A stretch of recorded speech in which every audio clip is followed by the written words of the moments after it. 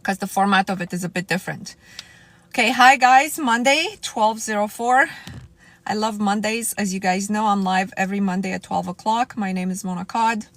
I run a group that really I would define as women who are chasing peace, happiness, and success in all areas of their lives, in all areas, and who understand there is inner work in order to get there, and there's also giving of yourself in order to get there.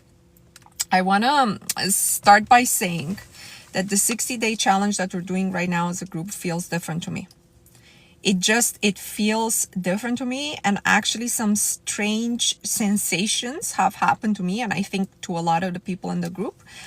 Everything positive. I wouldn't say there's anything negative, but it just feels different. And I gave the theme for my group. It would be more about being rather than doing. So far, we have over 100 comments on it already because I asked for accountability and I asked for people to share what they're going through.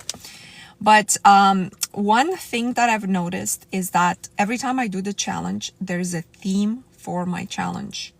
There's a personal theme to me based on where the work is in my life at that present time, at that then present time. So for example, if you read the comments under the 60-day accountability, you will see some people saying, this relationship keeps popping up. These people from my past are contacting me. My dreams are about my ex.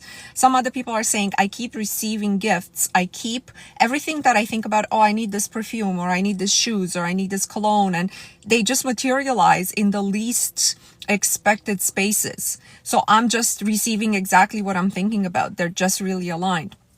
For some people, all of a sudden, they're making more money, or it's a money theme. So it's important that in the first 15 to 20 days of the 60-day challenge, every time you do it, but especially when we do it as a group, I want you guys to ask yourself, what is the theme of my particular challenge?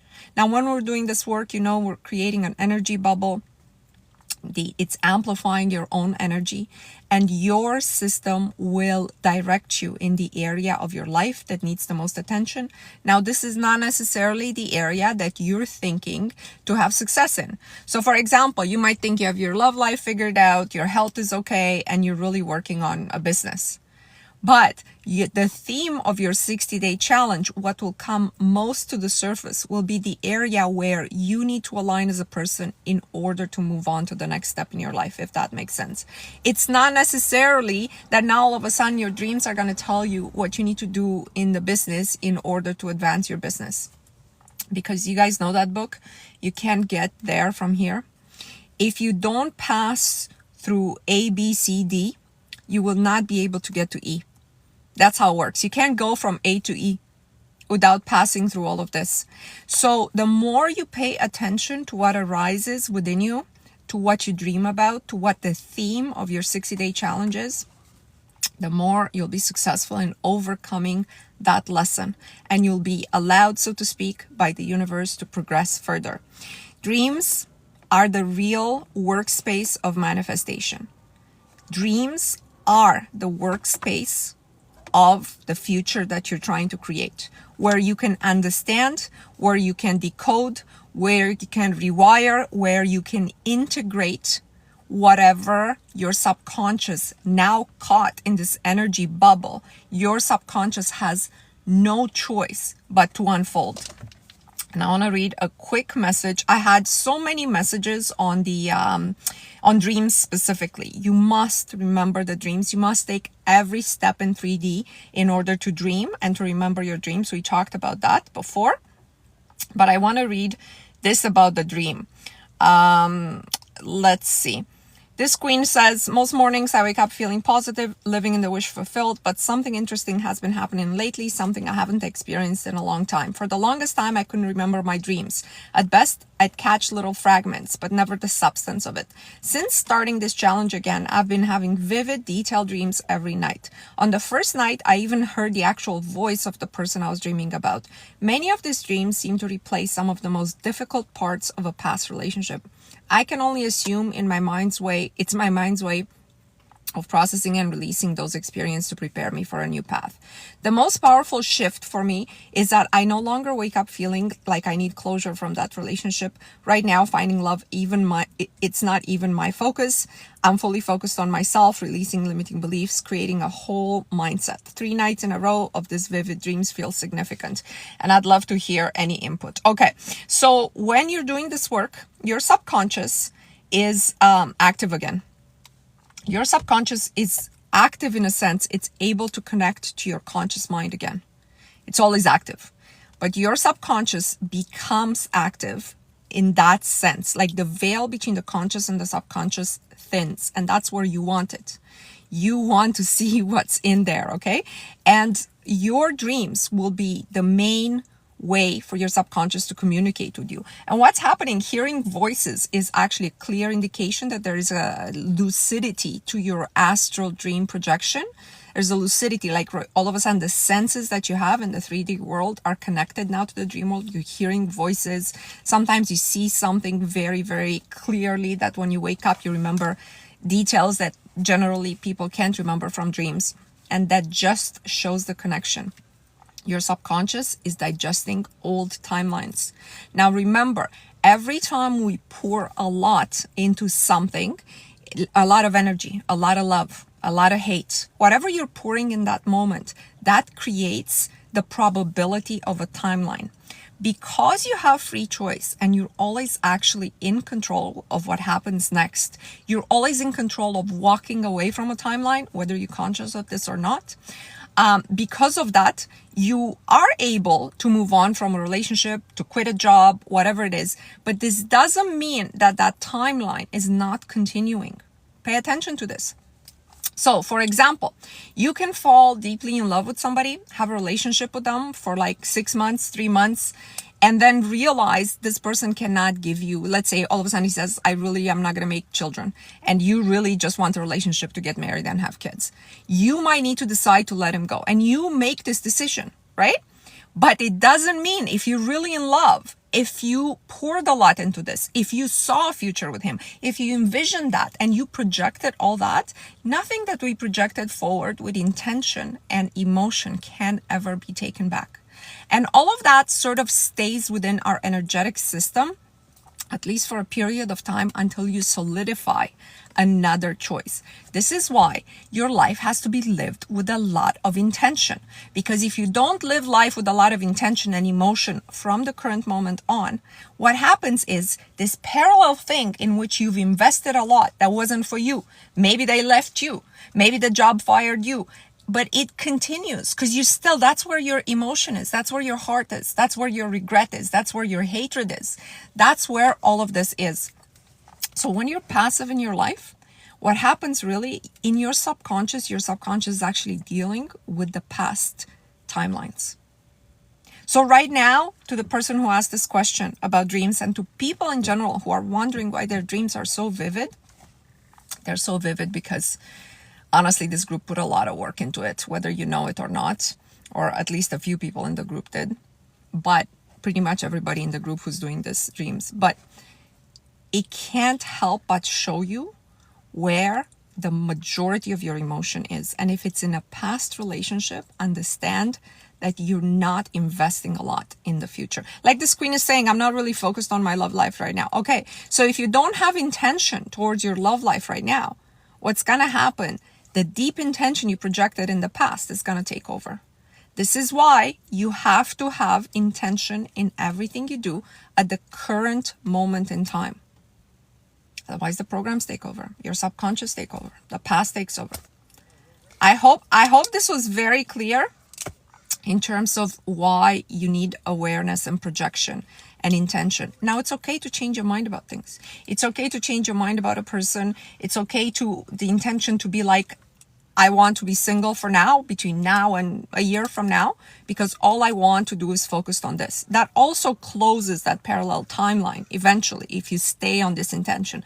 But if you're like, I don't know, if this business happens, if this job happens, if it's I gotta tell you, I'd be remiss not to remind you that the thing that projects in your future is the strongest signature from your past. in every area. So if in every area right now you don't have an intention, but your past is lack of money, or the same loop with money, having it and then losing it or spending it all, the same will be projected in the future because there's no intention right now. We'll see.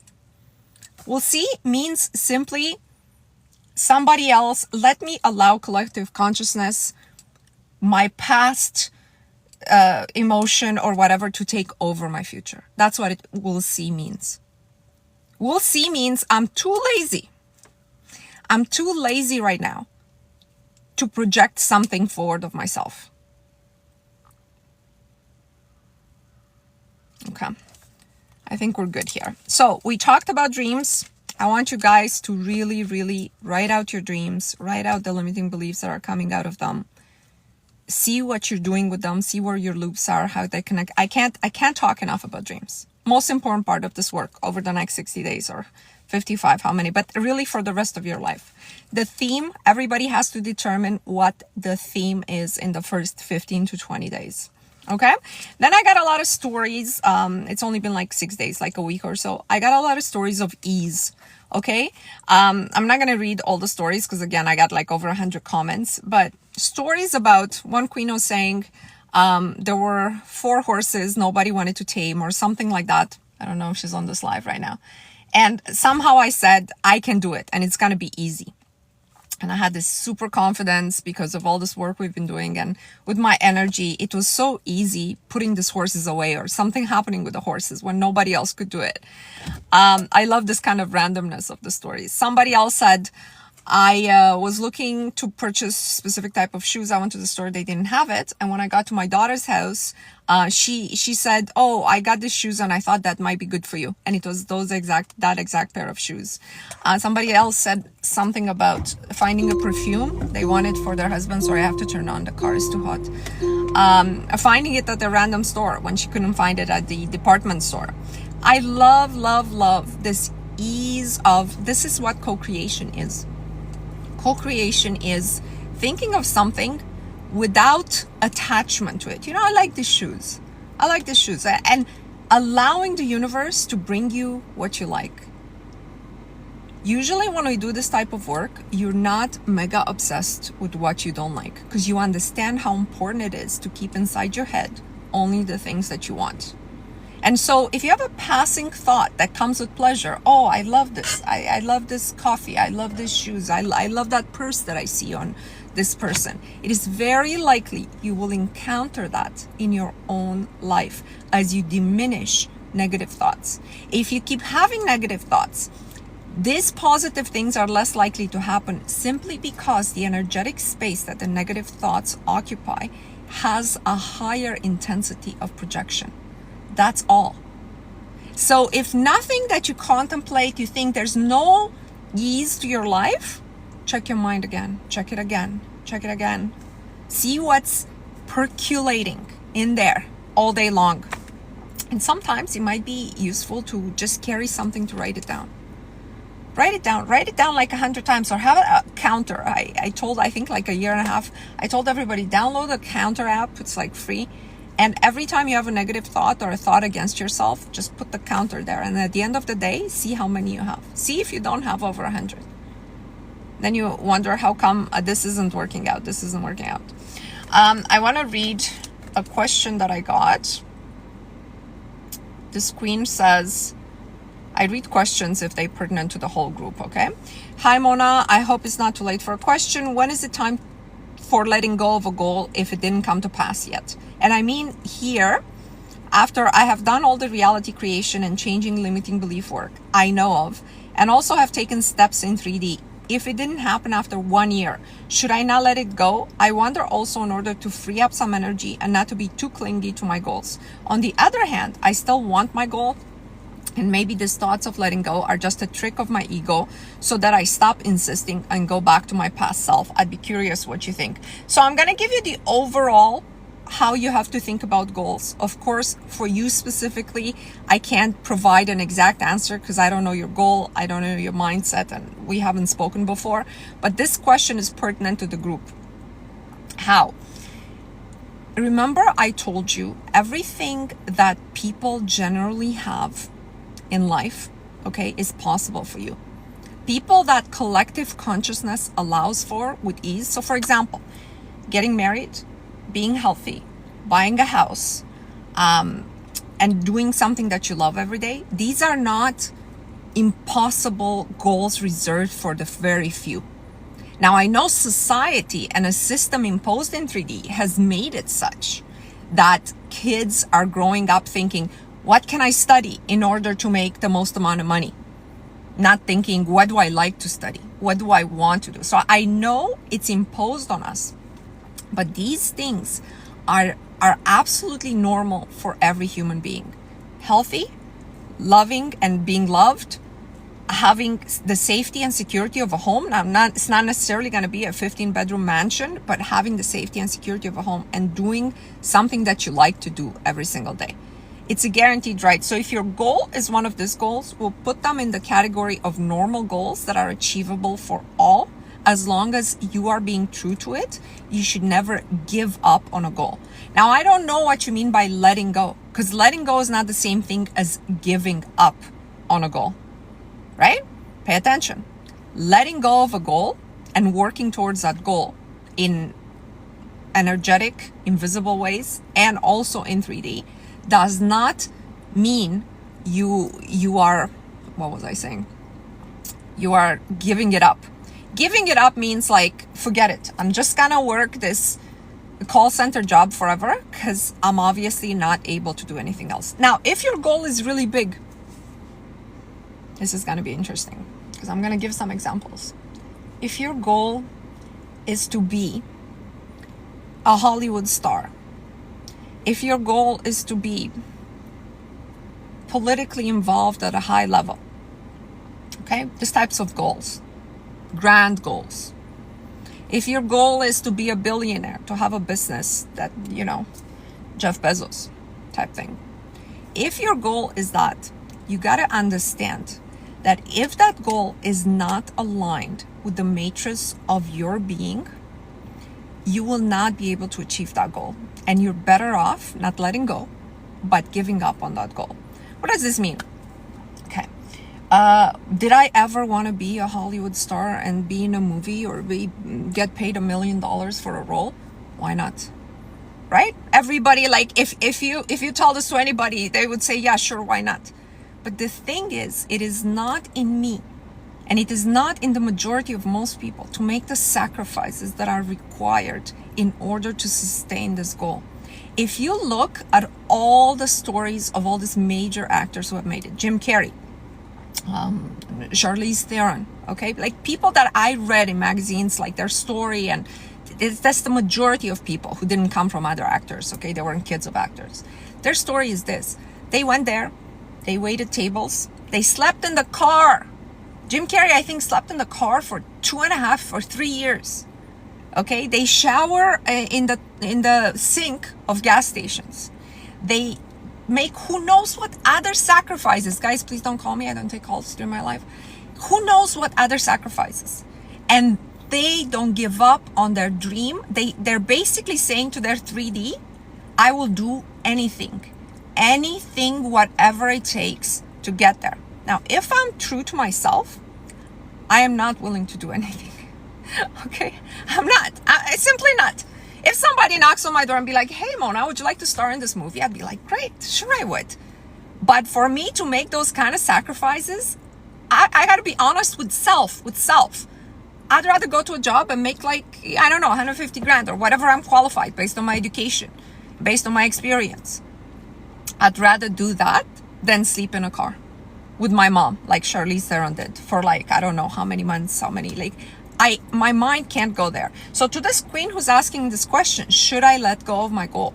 It just depends what your goal is. If the goal is what's classified as a normal goal, that's different than a goal that is that the collective has ascribed a possibility of 0.0000 being the president of a country, being the vice president of a country, being a Hollywood star, being like having 10 million followers on TikTok. All of these goals that are collectively ascribed to the very small percentage of people. You gotta be able to do anything anything, to ignore circumstances for as long as it takes, just like they all did, in order to get there. And if you don't feel that way, you're not gonna get there. You gotta be honest with yourself, because I don't feel that way. I wouldn't.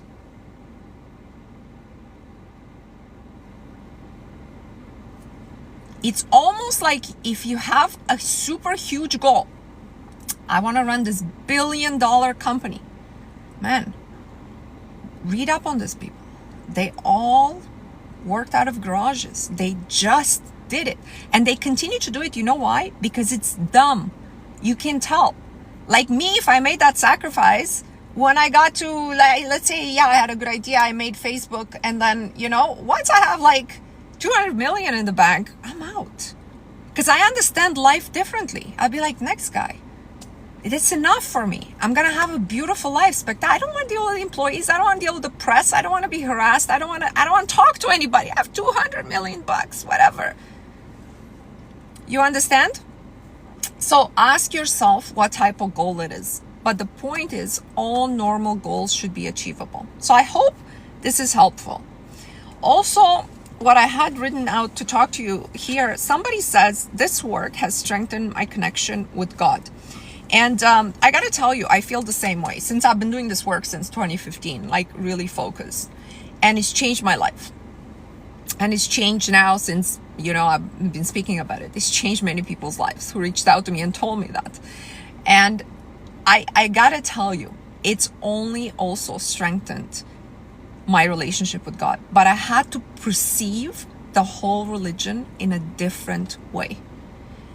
I talked about this many times. Right? But really, the way you understand responsibility for co-creation is very different than the way religion either teaches punishment and guilt and shame, or it teaches just let God do everything. Just let God do it. You don't have to do anything. Just sit down and just endure. And one day, God will make you a Hollywood star when you least expect it. It's not like that. You have a responsibility in choosing your intention every single day, in choosing which parts of your past you're going to take with you into tomorrow. That's your responsibility, not God's responsibility. You decide what hatred goes with you from today into tomorrow, what focus goes with you into tomorrow, what goals go with you into tomorrow. You're always able to change your mind about that which you want. It's your responsibility also to at least assess that the relationship is not for you. Now, sometimes the universe just breaks that relationship, whether you want it or not. But that's when it's become painfully obvious that that's not for you.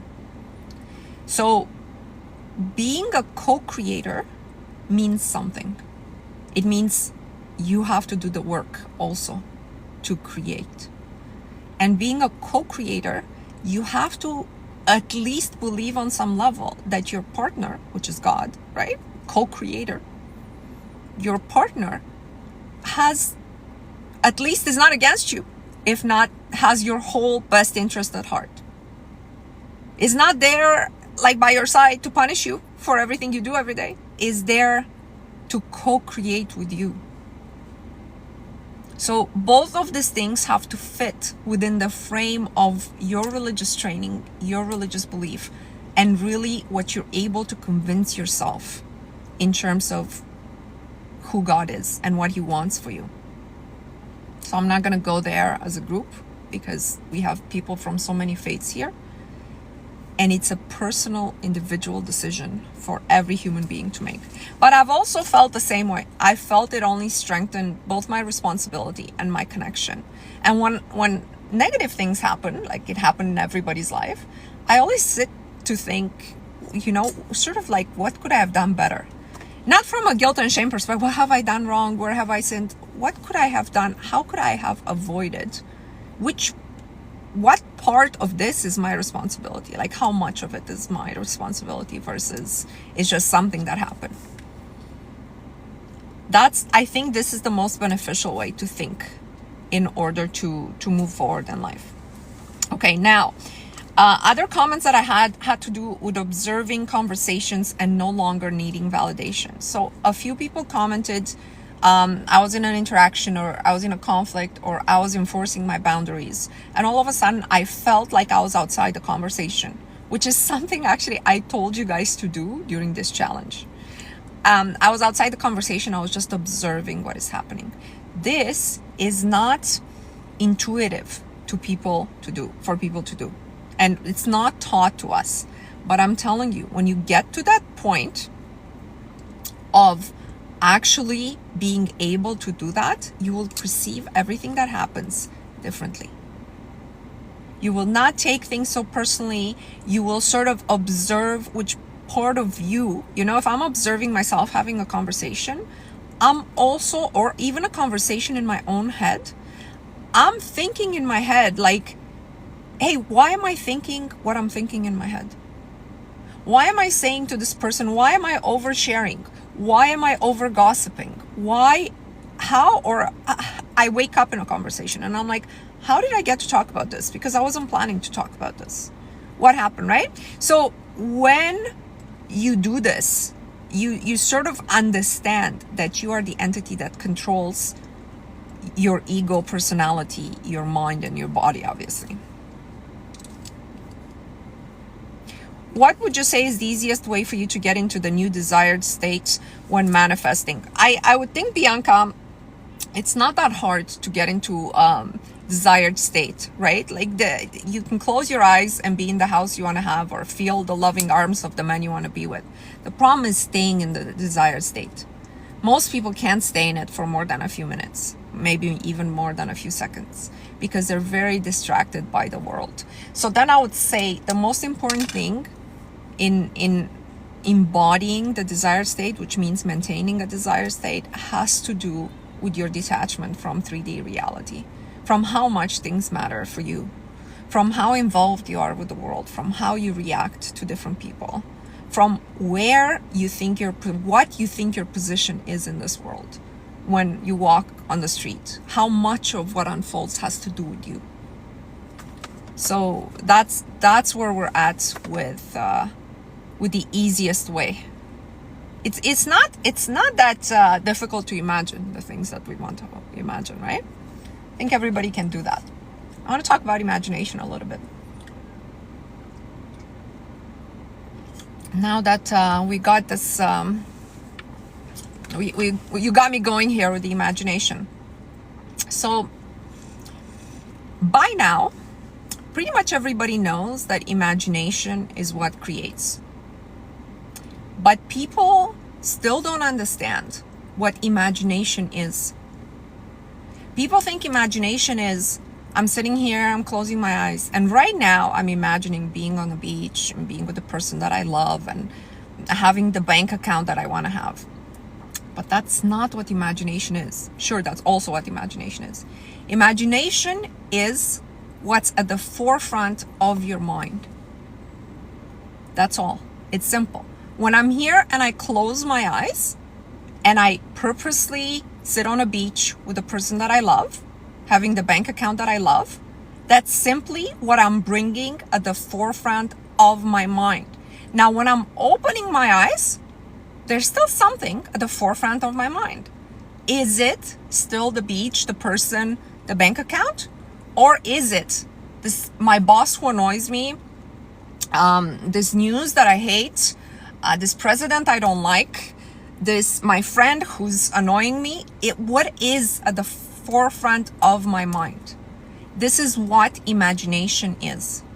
So because most people have a complete inability of ignoring 3D, and they also have very little ability to create positive scenes in their mind, then what their imagination becomes and is simply slides of their past and or slides of events they see on TV, processed through the prism of their personality, processed through the interpretation of what they believe about the world.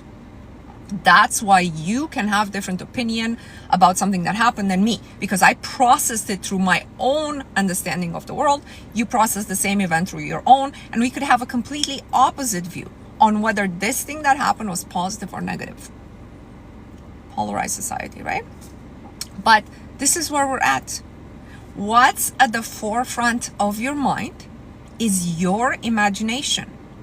Every second of your conscious life. That's it. So you're imagining actually all the time.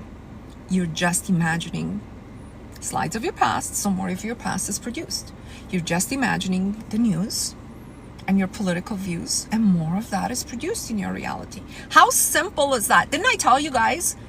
The whole thing is so simple. It's more simple, like it's so simplistic. It's like, oh my God. So all I have to do is keep at the forefront of my mind what I want, and that's all I have to do. Yeah. But can you do it? That's the question. Can you do it? Affirmation is just a tool to keep your mind on something you want. But if it becomes repetitive, if it becomes annoying, if it becomes, it's not ringing true to you, it's not going to work. Right? It's not going to work.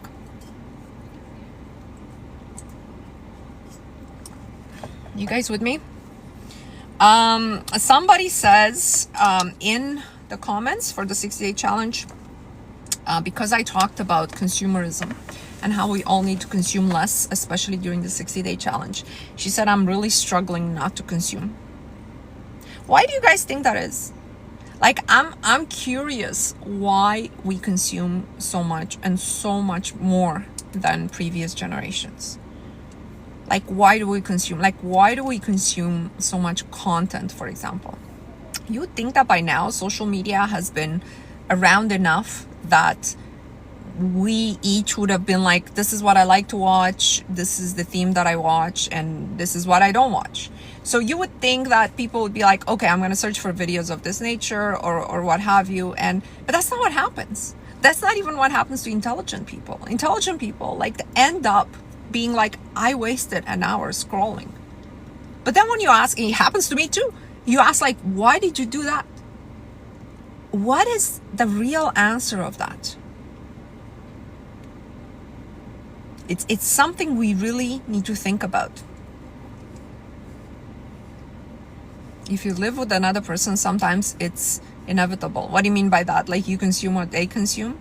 You know what? I found that this happens with food for me. Especially since, you know, I'm living with my husband, you know, which I lived with him as soon as we got engaged. So it's been like over 2 years now. My food choices it's not the food choices themselves. It's more like, oh, it's dinner time. And I never had that before in my life. You know what I mean? Like, was I hungry? I was going to eat. If I wasn't hungry, like, I would wait for my body to signal it. So, you know, I see what you mean when it comes to food, when it comes to habit, okay? But I think there's a consumerism of a new level. You know what I mean? Even, for example, beauty products. I see people having, like, I'm trying to simplify everything. I'm trying to simplify my closet, simplify my skincare routine, simplify my schedule, simplify my food choices. I just want to do less of everything, consume less of everything. You know, my husband was actually saying, oh, you know, we should go to Nobu. It's like this Michelin star restaurant and stuff. I'm like, I don't want to consume 1,000 ingredients, you know, in my body. Like, no body, like physical body, feels good after consuming something like that. It's like they have like a 20-course meal. What? Like, the whole idea of it seems erroneous to me.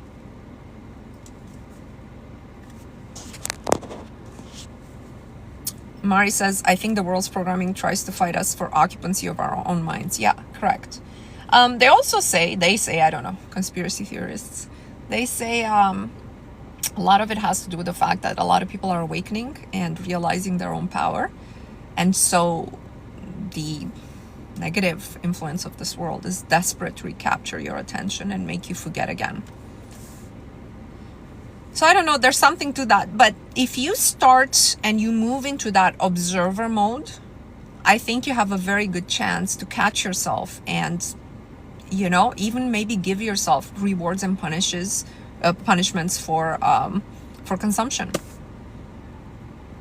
You know what I mean? So maybe that works, especially when it's like I have an alarm that goes off 10:45. I have to turn everything off, whatever I'm doing. And hopefully I haven't been on the internet until 10:45. Hopefully, you know, I spend some time reading before bed and, you know, praying, doing my own thing. But sometimes, yeah, when the alarm goes off, like I'm still on my phone and I'm like, hey, I haven't done well today. So because of that, you know, maybe I get something less tomorrow. I don't really want to get into my own self-discipline. But do whatever it takes to consume less. That would be my advice. Mari says, this round, I feel so much more aware of where my mind is. You know what? When you become really aware of your mind is, the first thing is going to happen, you're going to get pretty mad with yourself. You're like, what the hell am I doing? Like, why am I thinking about this?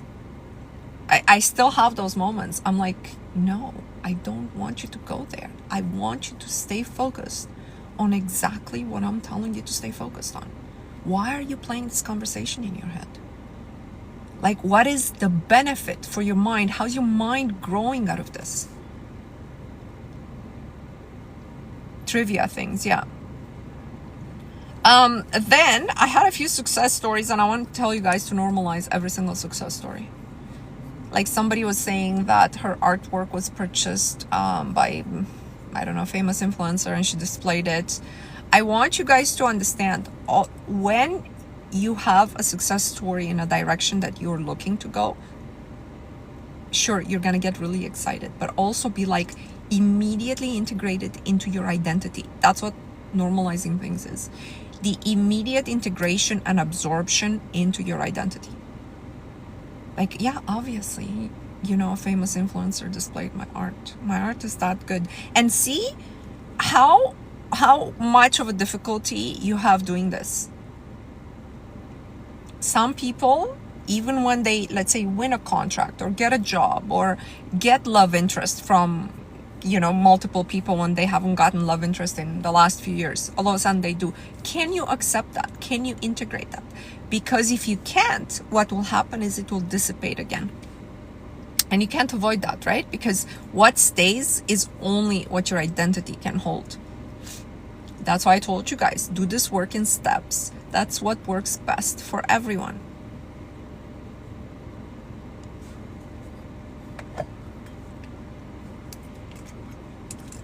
Let me know what else you want to talk about. If not, I have more stuff I want to read. This queen says, let's see what we have here. There's a quick success story sent to me by email. Girl, I bought a house. Literally the one in my photo from the last 60-day challenge, only better. This is the second house I have manifested in 9 months. The first one was my exact specification. I manifested conversations to happen, a legal situation to go well, lots of things. The miracles have been outside my body for sure, but so much transformation has taken place inside my head and heart and nervous system. I have courage. I speak slowly. I have hope now for myself and have overcome every single thing that I thought I could not change about myself. Detrimental things, sad, unhealthy things. I did impossible things, truly. You see, when you come to a certain level of realization, it's not really the house that you manifested. It's this, you're overcoming the person that you thought was occupying your being for the rest of your life, right? That depressed person, that sad person, that dissatisfied person, that angry person. You thought the spiritual you had the sensation that you have to deal with this person for the rest of your life. Guys, please don't call me. I don't take calls during my live. And you thought that you had to deal with her. But in fact, when you start doing this work, you see that person disintegrating, dying slowly. And you take over. The real you, the person you were designed to be, takes over. And there's no greater joy to that than realizing, hang on a second, there was a better person under there all along. Probably screaming to exist. I think we're all designed to be good, honestly. If I have to be honest with myself, maybe there's a few exceptions that are really, they come into this world wrong, but I'm talking about the majority of the population. And we don't understand that the person we are by the time we're 25, 35, 45, 100, the person that we are is probably 90% programs by the age of 35, I would say. 90% must be, like, there must be 10% left of potential and the real you, especially if you're in a job that you hate, that was never aligned with you. Okay, because we spend so much time working. If 9 to 5 and before 9 you're mentally prepping for being in a space you don't like to be with, people you know, is doing something you don't want to do, just to exist, just to earn an existence, because of that takes space. It just offs the real you. You know what I mean? It's just the way it is. You just got to acknowledge that as you're moving slowly away from that lifestyle, as you're manifesting something else and bringing new opportunities into your life. Okay, I got a like testimonial of somebody having gotten engaged, and we had many engagements this year in my group. But what I put there as a response to her is the fact that she didn't realize this. She just put a picture of her hand and she said, yeah, this is, you know, I got engaged, I got married, I was single when I started your challenge. And I said, you don't understand that you manifested the same exact ring that I put there. You know, when I'm selling this challenge, I have some templates. It's the same ring because I manifested it too. And I just thought that was like, it's crazy. This is my hand and this is her. It's like the exact same thing. I don't know. I love this. And she's like, I didn't even realize that. I didn't realize that. Okay, and then she says, truly I'm amazed at how much my life has changed since I found your TikTok account and this group. I often go back to the same live stream on YouTube and I listen to them several times. It's such a powerful dose of knowledge. I recommend we all revisit materials. I'm moving to Dubai for good, something that once felt unattainable and was my biggest dream. And in December, we're picking up the keys to our apartment. Half of the things on my vision board have already come true. My photos now are identical to the ones I used to save from the people on Pinterest. Today, I have my own shots in those exact same places. So do I with Hawaii, right? Since we're able to spark such a wave of change together, what else can we do to channel this energy into doing good on an even bigger scale? Thank you for the space and what you do. So you see, part of the reason that she's gotten all these things, and I know I say this all the time, this is the question that's on her mind. Since we're able to spark such a wave, what else can we do to channel this energy on a bigger scale? What's happening here? She's thinking of others. She's the type of person who's thinking of others. She might not be so aware of it as I am when I'm doing this work. But I think the people who always have the intention to pour back are the people who are rewarded the most. So what can we do to do this on a bigger scale? Well, you guys know how I think that individually you cannot just start going to your friends and convincing them of what the one true religion is, one true reality. You don't have the right to do that. Okay?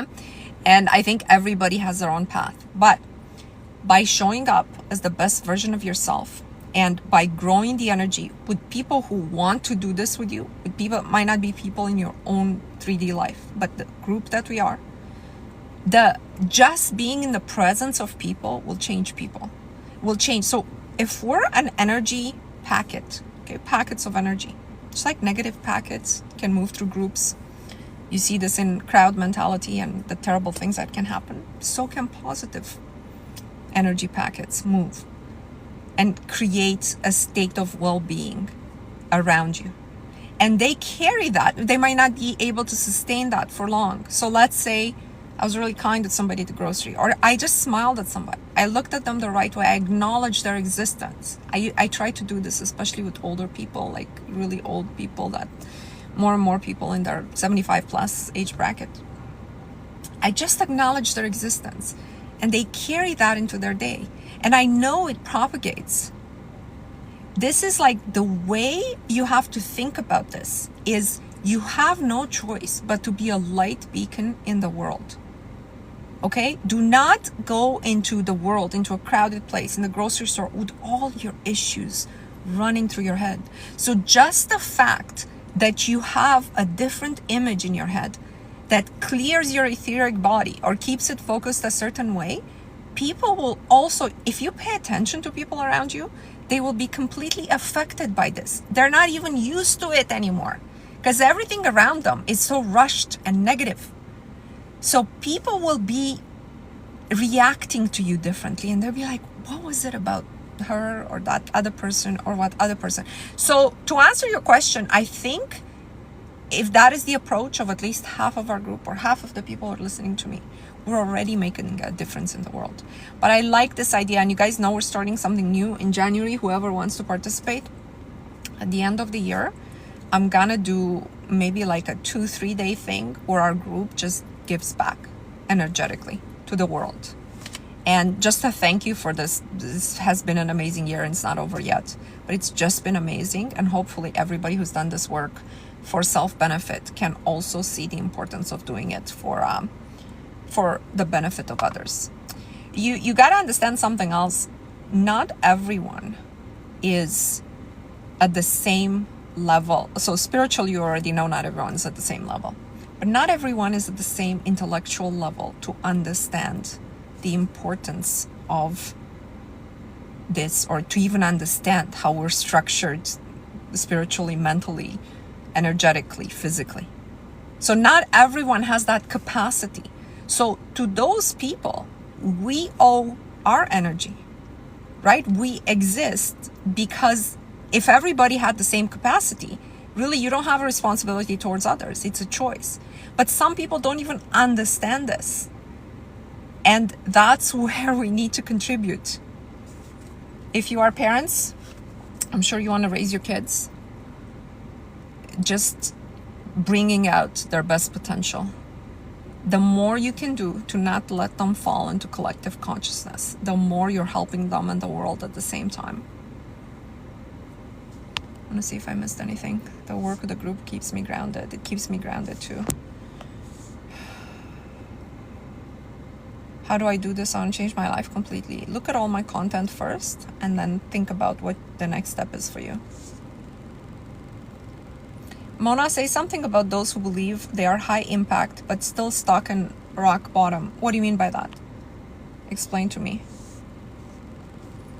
We are aware now because we are now an observer and we realize that illusion distortion doesn't exist. Yeah, but how long can you sustain that? Isn't it interesting how we always want to be aware of what's going on in our mind, but the world swallows us back? It's like a game that takes over your awareness. It's crazy when you kind of realize and think about it. Let's see. I read this. I feel like I read this. I want to see if there's, I think this is pretty much all that I had for today. I want to see if you guys have anything, any questions. You guys were doing the challenge with me. Expect the unexpected. The positive unexpected. And don't struggle against anything that comes up. Whatever comes up in this, between now and the end of this challenge, pretty much between now and the end of the year, it's what's being purged. Don't cling to people. Don't cling to relationships. I'll talk about relationships a little bit. How to forgive. I have a religious background and struggle to understand the concept of forgiving. How so? Because religious background tells you to forgive. I pretty much think every religion tells you to forgive. Right? This challenge showed me that one of my closest friends are very damaging to me. Yeah. One time I had this woman write to me and say, Mona, I don't know what to think, but you basically ended my 30-year friendship with my best friend. I'm like, oh no. And she's like, yeah, in 1 second, I saw her true colors. We literally been friends for 31 years. I'm like, oh, I wish I could say I'm sorry, but I'm not. Who knows how much energy and life, just life energy she has robbed you of in this 31 years in order for you just to see her now. But if I were to go back to the topic of forgiveness, please understand it's a requirement for you, not for the other person. And non-forgiveness, this is a saying, I didn't make it up, but when I saw this and when I read this many years ago, it made so much sense to me that non-forgiveness, it said like hatred or, just not forgiving the people who have hurt you, is this poison that you take every day, hoping that it would kill the other person. Right? What you feel inside is what you feed yourself, is not what you project for the other person. So what you feel inside, the non-forgiveness, which generally means resentment, hatred for the other person, is a pill you take every single day that only affects you. You have to be able to reason with yourself and let go. Break with that person who was hurt. So not only break with the perpetrator, break with that person that was hurt. Now, unless it's like a situation where they, abused you and you couldn't do anything about it. But for reasons of heartbreak, of your business partner not paying you, stealing your money, all of these other things, your husband cheating on you even, like you gotta bring it back to self. You gotta be like, where could I have done better? What signs was I ignoring? When you think of it that way, you realize it's not like you were at the center and this person still betrayed you and what have you. It's probably you dropped your focus from your development, from yourself, from just watching for your own well-being. I feel like we need to talk about relationships more, because so much of our lives revolve around, especially our lives as women, revolve around others. And even if it's not a man, it's like friends or relationship with their own mother. A lot of adult women have very complicated relationships with their mothers. But somebody put a comment just saying, it's one of our long-term queens, saying something, yeah, I got what I thought was my dream man. And, he paid off like my debt or my credit card debt, but then I had to let him go because the more he was giving to me, the more I realized he wanted to take control over me. And I basically told her, well, at least you got your credit card debt paid off, so you have to see it as a win. Because honestly, how many women just stay with this control freaks and narcissists and get nothing out of it except a story to tell later on and a damaged heart and mind and inability to trust further.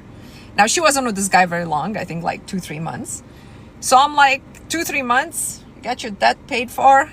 Look at it this way. Most women would have a story, I was with a narcissist for 2 years, for 3 years, for 30 years. That's the story that women are telling. And I want to tell you, there's no excuse. Nobody can pretend to be somebody else for more than 3 months, in my opinion. In 3 months, they would have shown you who they are. Right? In 3 months. But in order for this to be very clear in your mind, whether you should be with them or not, you have to have a very clear idea of what you're looking for from a relationship. So for example, people start relationships for different reasons. Some people start relationships just to be socially acceptable. Some people start relationships for just a physical need. Some people start relationships because they want to get married and have children. Some people start relationships to get their bills paid. Whatever the reason you have for starting a relationship, if you just want to be in love, whatever the reason is, by the end of 3 months, you are assessing whether that need is met or not and exiting if it's not. See, because I find too many women complaining, I've been with this guy for 6 years, for 3 years. What was your goal in a relationship? What do you mean? I loved him. Okay. So your goal was love. Yeah, I loved him. I wanted to be with him. Okay. Did he reciprocate that love? Well, yeah, I think he loved me. Okay, let's take it step by step. Did he do this X, Y, Z? Does he contact you every day? Does he check up on you? Does he have loving behavior, both like as a lover and as sort of like a protector? Does he get you things? Does he think of himself first in your intimate act? Like all of these things need to be assessed. You guys understand? You can't just say, oh, I love him. right? And then afterwards be like, how did I attract this narcissist? Did you do your assessment? Are you comparing? Even if you're in a relationship right now for a long time, do you know what you want and what you're actually getting out of this relationship? Or do you just go day by day because that's what you do, that you're with this person and he's your partner? And like, what is it that you need and want from a relationship? How is it benefiting you? If you're not able to tell me how it's benefiting you specifically, you're probably in the wrong relationship.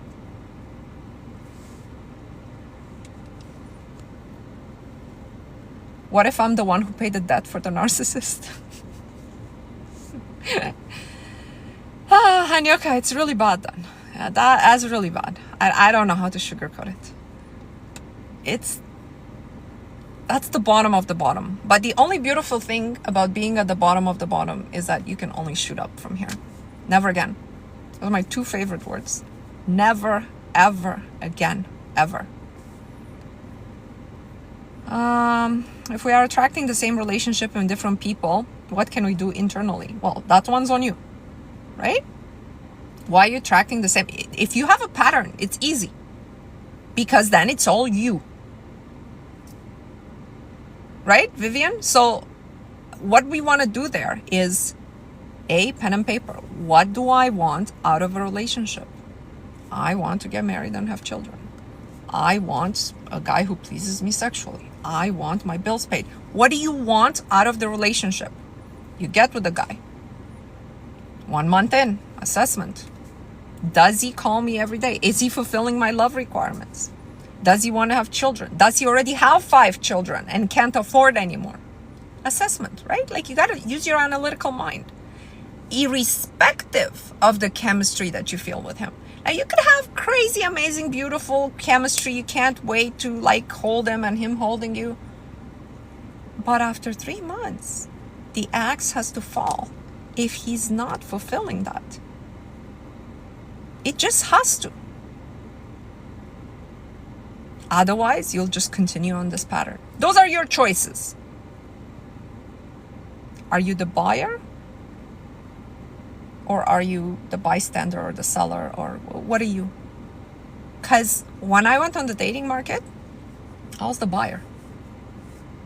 I knew I wanted a husband. All of a sudden, I have to eliminate everybody that doesn't have husband qualities.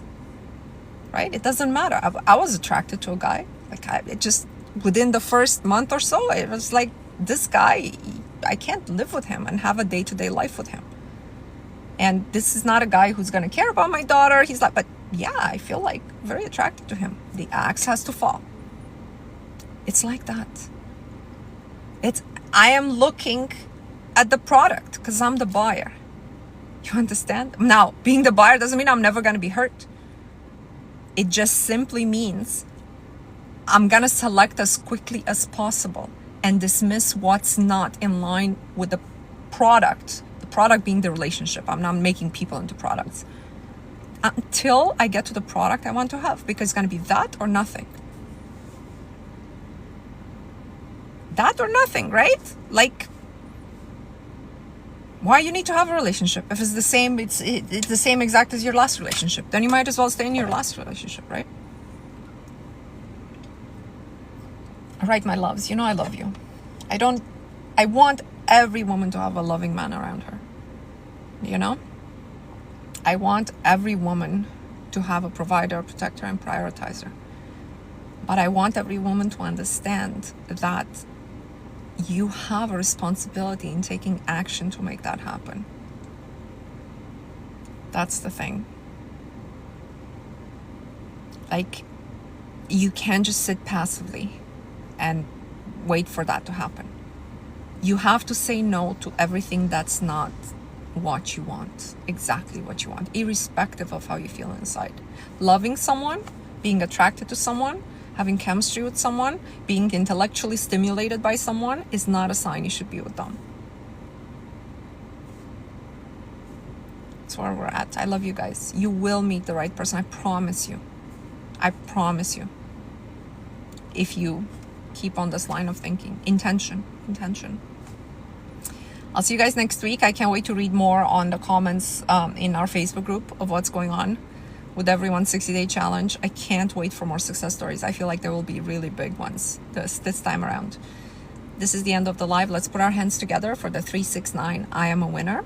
If you don't want to participate, I'll see you next week. One breath in. I am a winner. I am a winner. I am a winner. I am a winner. I am a winner. I am a winner. I am a winner. I am a winner. I am a winner. I am a winner. I am a winner. I am a winner. I am a winner. I am a winner. I am a winner. I am a winner. I am a winner. I am a winner.